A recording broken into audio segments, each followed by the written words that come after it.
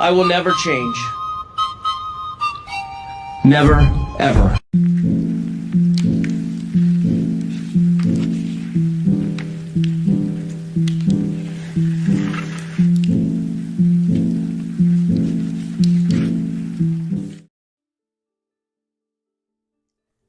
Every year, even before the new year actually begins, this question shows up first, right?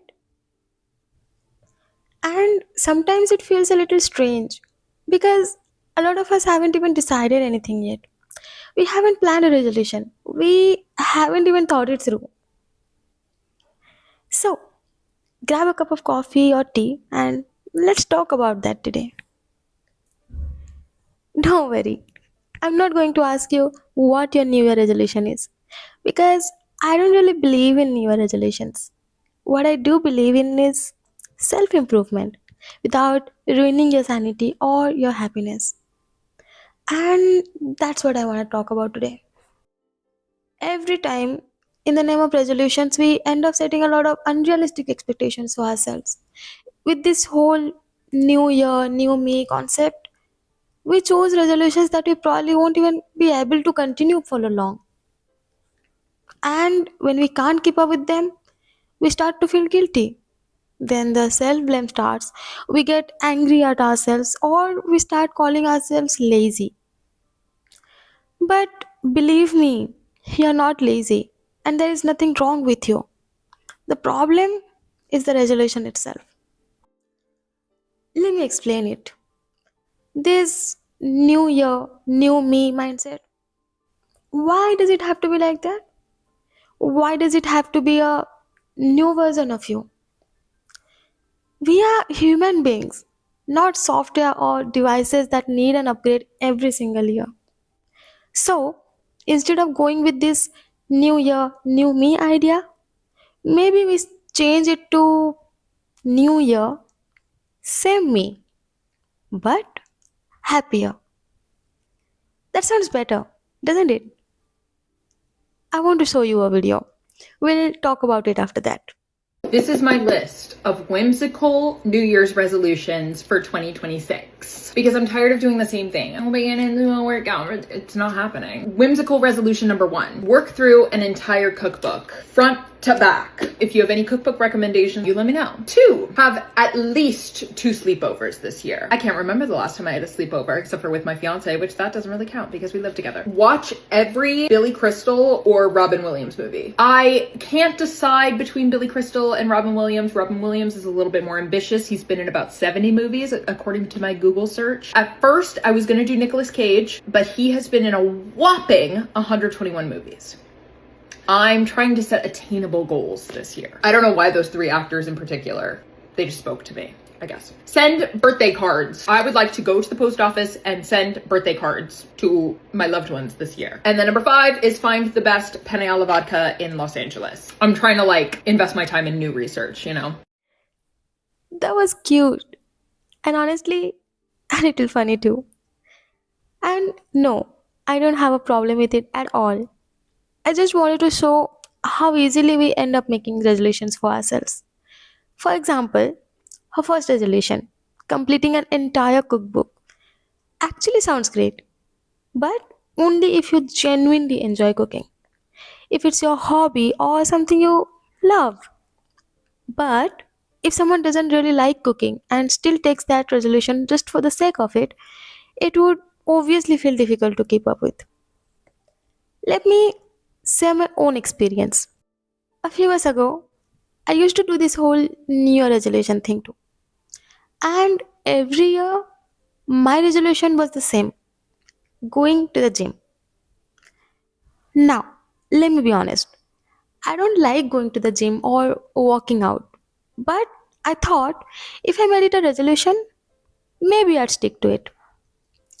I'd start in January, continue in February, drag myself through March, and then stop. And after that, I'd feel bad, guilty even. So now, let me tell you what worked better for me. A way that didn't drain me out or make me feel guilty after 2 or 3 months. I stopped making New Year resolutions. Instead, I made a simple promise to myself to take care of myself, my body, and my mental peace. So, instead of joining the gym for 2 3 months every year, I started doing home workouts or simple yoga at home. Nothing intense, just small steps. Something I could continue without feeling exhausted. I started with 10 minutes, then 15, then 30, and slowly, even an hour. What I'm trying to say is, you don't need to torture yourself to keep a new Year resolution. You don't need to drain your bank balance to make the new year, new me idea work.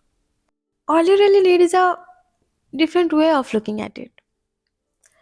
You're already your best self. You're already who you're meant to be. So don't force yourself to become someone you're not. I'm not saying you shouldn't have goals or expectations. What I'm saying is, when your goals start becoming a way to hide who you really are or to turn you into someone you're not, that's where the problem begins.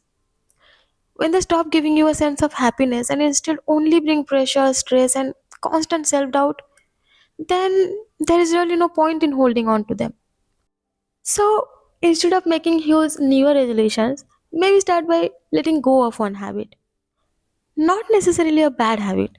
Maybe something like always putting yourself last, not being kind to yourself, or letting the internet decide what you should want. Or maybe learn a new skill, something you actually want to do, something you know you will enjoy.